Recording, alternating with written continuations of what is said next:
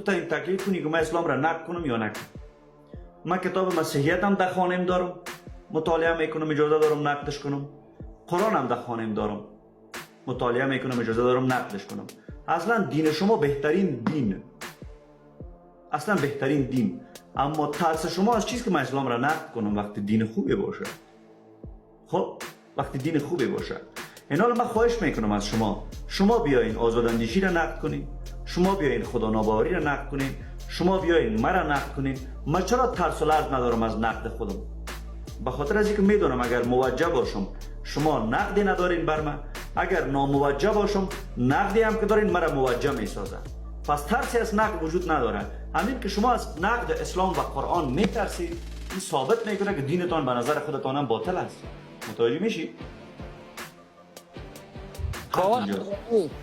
ما یک نفر در دین خود بسیار یک آدم مقدس داریم به نام حضرت محمد مصطفی بسیار مقدس علیه و سلم. اجازه بدید پیش خودت نه پیش من است. این که خودت بالاش محمد پیش کسی که مقدس است باید تو آدم خودش پدوفیل باشه. خب اجازه بدید